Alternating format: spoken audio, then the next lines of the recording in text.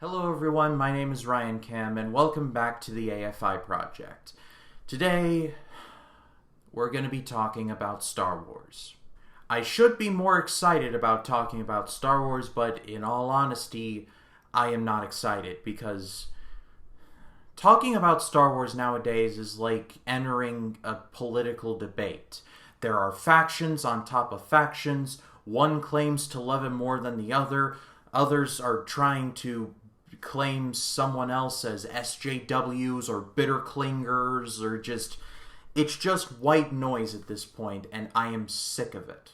There was a part of me that didn't even want to review this movie at all because, Star Wars is such a polarizing topic nowadays. But I have to follow every movie on the AFI's Top 100 to the letter. And in between The Searchers and Psycho is Star Wars. Oh boy. So let's just get this over with. I mean, it's Star Wars. You all know the story. It's Rebels versus Empire, Luke Skywalker, Han Solo, Princess Leia, Chewbacca, C-3PO, the Death Star, the Battle of Yavin. You all know this story by now. You all have probably seen this movie over 100 times combined. I know I personally have, including the one that I did for this review. Everyone knows this movie. And the version I will be covering for this video is this. The original version, the VHS that was released in 1997, which means in so many words that I will not be covering the special edition. Not that I have anything against the special edition or anyone that likes the special edition, and I personally am not a fan. Oh, and let's just get this out of the way really quick. Han shot first. But in doing research for this video, I was quickly reminded of how much this movie changed, movies. It changed how movies were marketed, how many people they were trying to get in seats. However, Star Wars is an amalgamation of many different influences. Samurai movies, westerns, and of course it was all mixed into the cake batter known as the Flash Gordon serials from the 1930s. As a matter of fact, at the end of my Searchers video, I jokingly said that George Lucas wanted to make a Flash Gordon movie and instead ended up making Star Wars, aka George Lucas wanted to take over a town, and instead of taking over the town, he burnt down the town and built New York City in its place. Well, in so many words and with less hyperbole, that's kind of what happened. So much so that an actual Flash Gordon movie was made in 1980 to capitalize off of the success of Star Wars. It's like a weird reversal thing, but it happened. In so many words, this movie changed everything, and nothing has been the same since. And having rewatched this movie, especially the original version, or as close to an original version as money can buy, I was reminded why I have always loved this movie and will love this movie probably till the day I die, no matter how much my feelings on Star Wars as a whole changes. My feelings on the prequels and the sequels and the books and video games and spin-off series and Mandalorians and everything in between, it always comes back to my love for this. I've talked so much about the stuff surrounding this movie that I think it's time to talk about the movie itself, because it's still amazing. Firstly, let's talk about the acting, because I will admit the acting in the movie is a tad scrappy, but that's all part of the charm. This was very much a mix of the new and the old. In terms of the new, the original Star Wars basically made the careers of Mark Hamill, Carrie Fisher, and Harrison Ford. After starring in the original Star Wars trilogy, Mark Hamill would go on to become a very good voice actor. His more famous roles include as the Joker in Batman the Animated Series, and as Firelord Ozai in Avatar The Last Airbender, and would return to the series in The Last Jedi and The Rise of Skywalker. Carrie Fisher would go on to other movies like The Blues Brothers in 1980, where she was kept in charge of keeping the cocaine away from John Belushi. I'm going to leave the jokes to you fine people, because I'm sure you're making them in your head. But after a few dabblings with Percocets, Carrie Fisher would end up recovering, putting on a very funny Broadway show, and returned to Star Wars in The Last Jedi and The Rise of Skywalker before her passing in 2017. May she rest in peace. And as for Harrison Ford, I mean, we all know what he's been up to.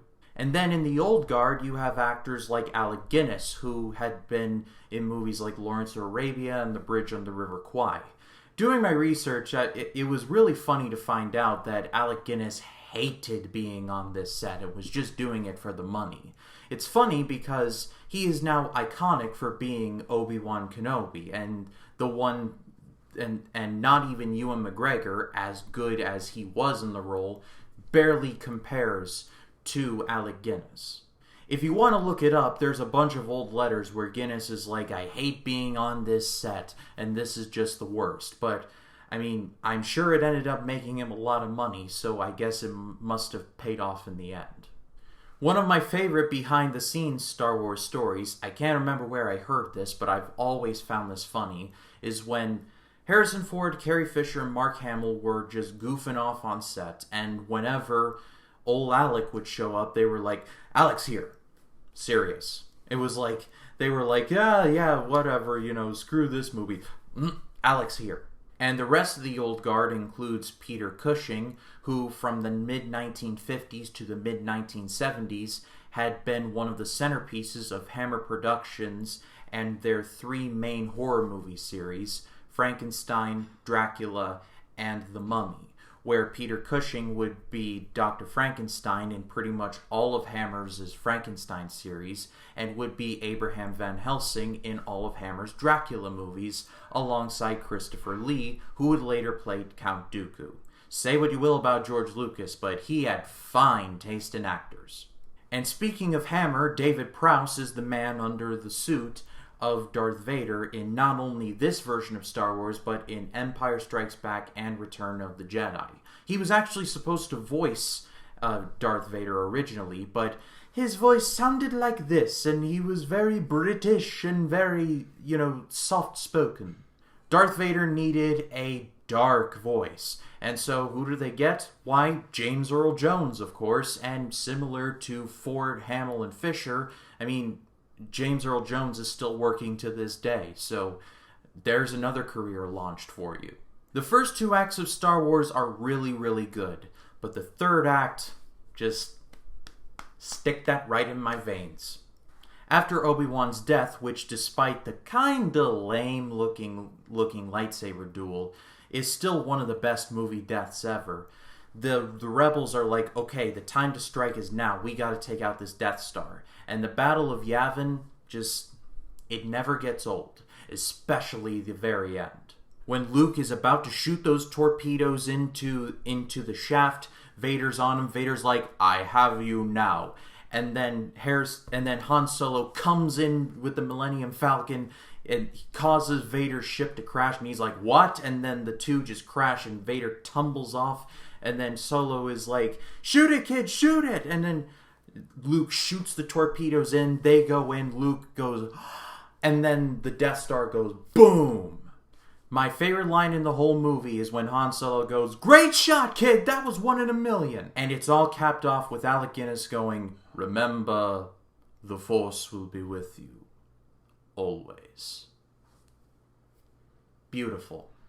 Despite my ballyhoo at the beginning, like I said, this movie will never get old for me. I have seen it thousands of times and will see it thousands of more times. Despite literally everything happening with Star Wars right now, this is the good stuff. But that is all for me, guys. Thank you so much, as always, for watching. Next time on the AFI project, we'll be stepping backwards a little bit, and we'll be talking about Alfred Hitchcock once again. We're going to be talking about 1960s Psycho. But if you like this video, please be sure to leave a like, comment your thoughts on Star Wars. I'm sure you have some in the comments down below. And if you want to see more videos like this, hit the subscribe button and click the bell to allow notifications. That way when a new video drops, you'll be the first to know about it. My name is Ryan Kim. I'll see you in the next one.